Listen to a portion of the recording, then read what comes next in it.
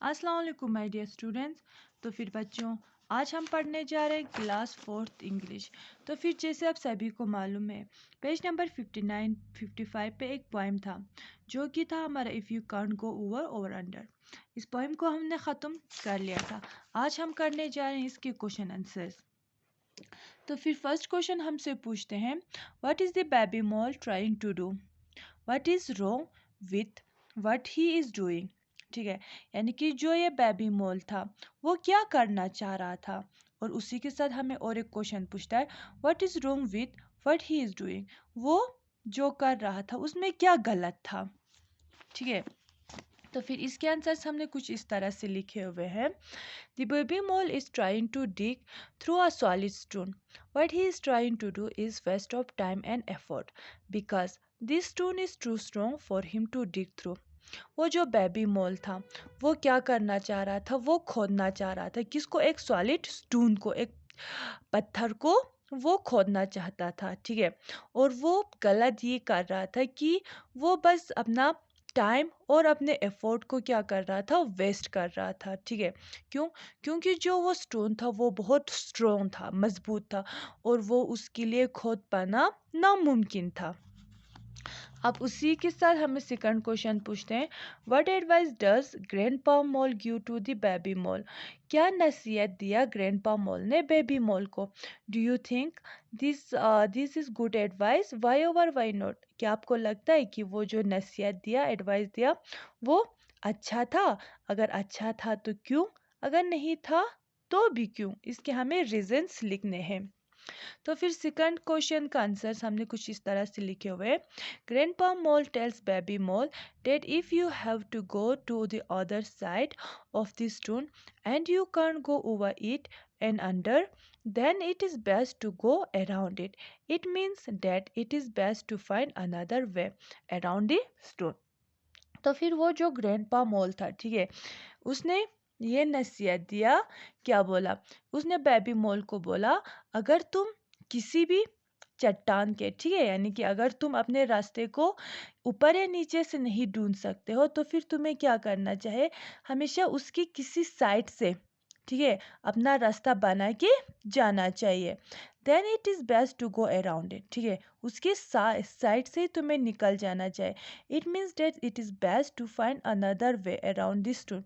और ये जो उसके दादू ने वर्ड्स बोले थे उसका ये मतलब था कि आपको, अगर आप सीधे तरीके से नहीं जा सकते हो तो फिर आपको हमेशा ये कोशिश करना चाहिए कि आप कोई और रास्ता ढूंढो।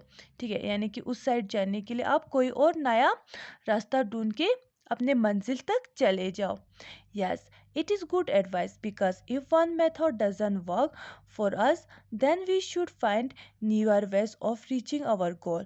We should realize our limits and not waste time in pursuing that.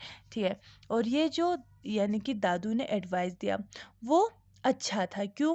क्योंकि अगर हमें जो हमारे पास पुराना रास्ता है, ठीक है, यानी कि जो हमारे पास जो प्रेजेंट वाला रास्ता है, अगर वो काम नहीं करता तो फिर हमें एक नया रास्ता ढूंढना चाहिए और हमें अपने गोल तक, अपने मकसद तक पहुंच जाना चाहिए। ठीक है, यानी कि हमें उस चीज़ पे अपना टाइम वेस्ट नहीं करना चाहिए, हमें किसी दूसरे रास्ते से अपनी मंजिल की तरफ चले जाना चाहिए। अब उसी के साथ हमें थर्ड क्वेश्चन पूछता है, if you come to a place that you can't get through over under, then the things to do is to find a way around you the impossible wall. Not say you all go your way or not at all. What should we do if we came across a place that we can't get through? ठीक है, if you come to a place, अगर आप एक ऐसी जगह पे आ जाते हो जहाँ से आपको कोई रास्ता दिखाई नहीं देता है, ठीक है, तो फिर आपको ये नहीं कहना चाहिए कि मैं जाऊँगा तो इसी रास्ते से ही जाऊँगा या फिर मैं जाऊँगा ही नहीं, ये कभी नहीं कहना चाहिए। ठीक है, what should we do if we come across the place? हमें क्या करना चाहिए अगर हम कभी एक ऐसी जगह पे पहुंच जाते हैं that we can't get through, जिससे हम निकल नहीं सकते हैं।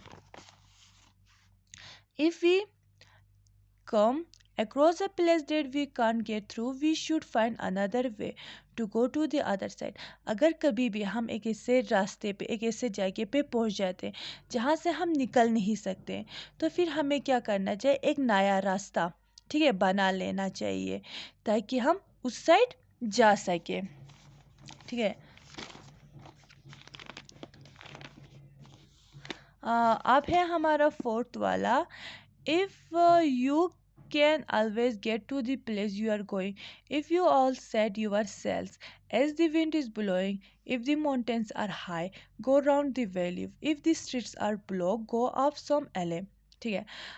You can always get to the place where you are going, आप अपने मंजिल पे पहुंच जाओगे जहाँ पे आप जाना चाहते हो, अगर आप क्या करोगे, अपने किश्ती को उसी डायरेक्शन में ही रखोगे जहाँ से विंड आ रही है, ठीक है, यानी कि उसके अपोजिट में नहीं, उसी के ही डायरेक्शन में रखोगे तो फिर आप अपने मंजिल तक पहुँच जाओगे।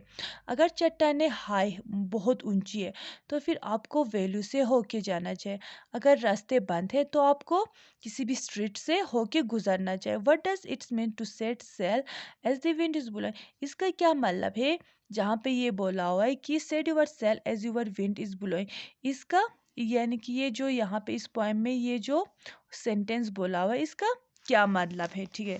तो फिर हमें इस क्वेश्चन में हमें इसकी मतलब को पूछा जा रहा है, to set your sail as the wind is blowing, ठीक है, यानी कि आप अपनी नाव को उसी दिशा में रखोगे जहाँ से विंड आ रही है।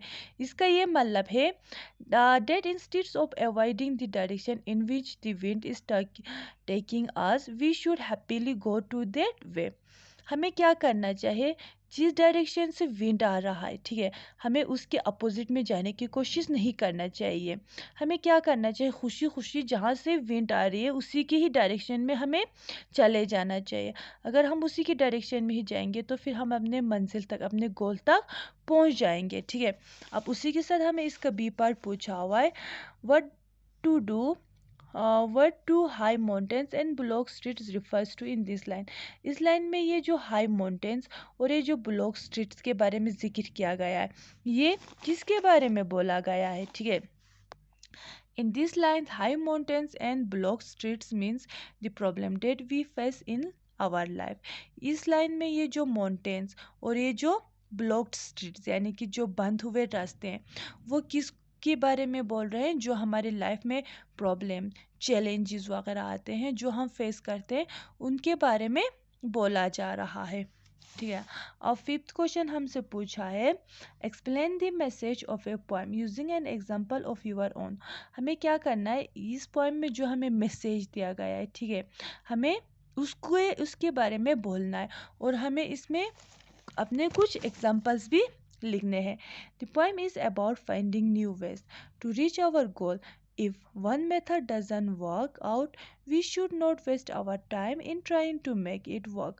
We should find other ways of achieving our goal।